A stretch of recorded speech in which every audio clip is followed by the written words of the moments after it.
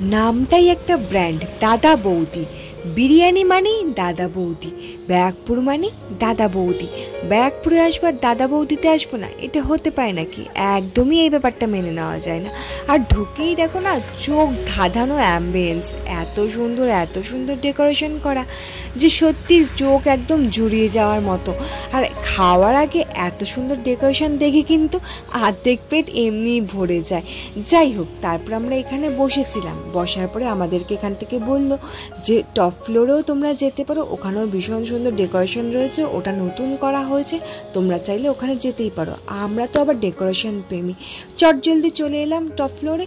আর দেখো রুফটপটা কি দারুণ লাগছে না, কি সুন্দর। তবে আমরা এখানে বসিনি, সাইডে একটা রেস্টুরেন্ট ছিল, তো সেখানে এসি লাগানো, ওখানেই আমরা ঢুকে বসে পড়েছি। এখানে এসে আমরা খাবারটা অর্ডার দিয়ে দিলাম, আর আমাদের সামনে কলা পাতা সাজানো সুন্দর প্লেটটা দিয়ে দিল ওরা।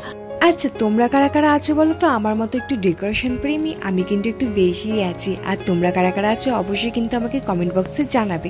আর দেখো এখান থেকে বসে বাইরেটা দেখতে কত সুন্দর লাগছিল।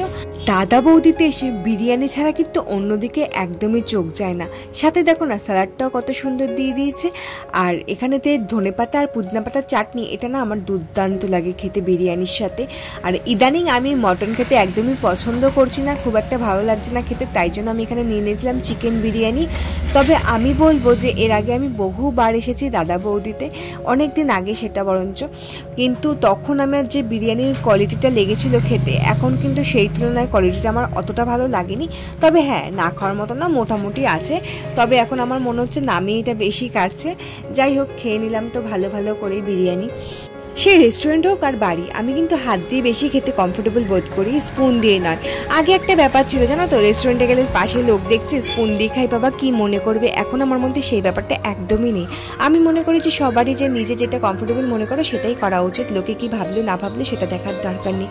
যাই হোক, খাওয়া দাওয়ার পরে সুন্দর করে একটা গরম জলের মধ্যে গন্ধরাজ লেবু দিয়ে দিয়েছিল হাত ধোয়ার জন্য। তারপরে বাইরে চলে আসলাম। দেখো বাইরের রুফটপটা কি দারুণ লাগছে দেখতে, দুর্দান্ত লাগছে দেখতে, তাই না? তোমরা কিন্তু তোমাদের পছন্দের মানুষকে নিয়ে এখানে এসে বেশ সুন্দর একটা টাইম কাটাতে পারো। আর হ্যাঁ, এখনও যারা আমার চ্যানেলটাকে সাবস্ক্রাইব করনি, ইউটিউব চ্যানেল মিলি নবীন ঝটপট সাবস্ক্রাইব করে দাও।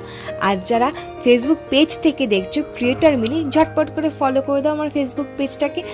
আর হ্যাঁ, এই ভিডিওটা দেখে তোমরা কারা কারা তোমাদের পছন্দের মানুষকে নিয়ে এখানে এই সুন্দর জায়গাটাতে খেতে আসছো সেটা কিন্তু কমেন্টে জানাতে একদমই ভুলো না। টাটা।